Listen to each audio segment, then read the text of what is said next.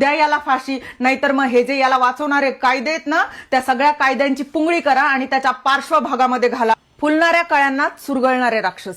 तुमच्या गोष्टीतला जर राक्षस असा दिसत असेल ना, तर माफ करा, कारण त्याची प्रतिमा या कलियुगात बदललेली आहे. तुमच्या लहानग्या लेकरांना जेव्हा तुम्ही गोष्टी सांगता ना, तेव्हा आता सांगा की बाळा, राक्षसाची जी प्रतिमा आहे ना, ती आता बदलली आहे बरं का. राक्षस आता असा दिसतो, असा दिसतो आणि असा दिसतो. बदलापूर, मालेगाव आणि आता नरसापूर, हे सगळे जे राक्षस आहेत ना, हे माणसांच्या रूपात येतात आणि तुमच्या शरीराचे लचके तोडतात. 4 दिवस चालेल हे सगळं सोशल मीडियावरती. नंतर लोक आपापल्या कामाला जातील. न्यूज चॅनलवाल्यांना उद्या बंगालचा निकाल आहे, लोक त्याच्यामध्ये व्यस्त होऊन जातील, कारण सगळ्या भारताचं लक्ष तिकडे लागून राहिलेलं आहे ना, की कोण सत्तेवर येणार. अरे कोण सत्तेवर येणार हे महत्वाचं नाहीये, सत्तेवर आलेला माणूस माणसांसाठी काय करणार आहे हे महत्वाचं आहे. तो मालेगावचा आरोपी, काय झालं त्याच्यानंतर? झाली त्याला फाशी. तेव्हा देखील लोकांनी असलाच रस्ता बंद केला होता, लोकांनी आंदोलनं केली होती, राजकारणी लोकांनी तिच्या घरी जाऊन त्यांना सांत्वन दिलं होतं.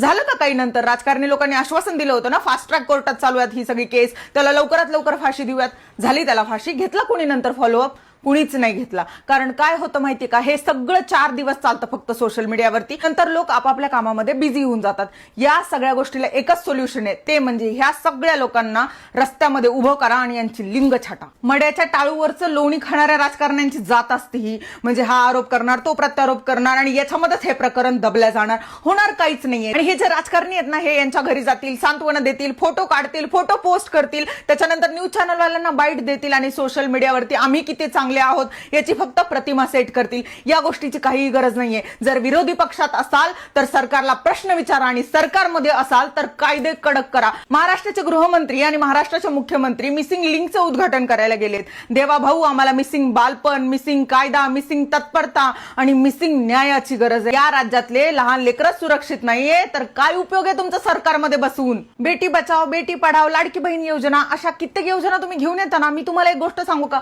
फक्त आणि फक्त बेटी बचाव आणि लाडकी बहीण सुरक्षा योजना एवढीच काय ते घेऊन या आणि या गोष्टीची आम्हाला हमी द्या. आम्हाला 1,500 रुपये नाही मिळाले तरी चालतील, पण तुमच्या ज्या लाडक्या बहिणी आहेत, त्यांच्या ज्या पोरी आहेत, त्या रस्त्यावरती व्यवस्थित सुरक्षित घरी वापस येतील, खेळू बागडू शकतील, याच गोष्टीची आम्हाला गॅरंटी द्या. आणि याच्यासाठी फक्त कठोर कायदे आणा. याच गोष्टीचे आम्ही भुकेले आहेत आणि याच्यासाठीच आम्ही तुम्हाला निवडून देतो. तुम्ही सत्तेवरती आहात तर आमची सेवा करा, आमच्यासाठी फक्त कायदे करा. आम्ही जे तुम्हाला वोट देतोय त्या गोष्टीचा गैरफायदा घेऊ नका, कारण जेव्हा जनता संतापते ना, तेव्हा सरकार पलटायला वेळ लागत नाही. आणा ना कायद्यामध्ये कठोरता. देवा भाऊ, किती दिवस आमच्यासारख्या लोकांनी सहन करायचं? किती दिवस आम्ही मिसिंग न्यायाची प्रतीक्षा करायची? देवा भाऊ, करा याचा चौरंग, द्या याला फाशी, नाहीतर मग हे जे याला वाचवणारे कायदे आहेत ना, त्या सगळ्या कायद्यांची पुंगळी करा आणि त्याच्या पार्श्वभागामध्ये घाला. असे कायदे आम्हाला नको आहेत.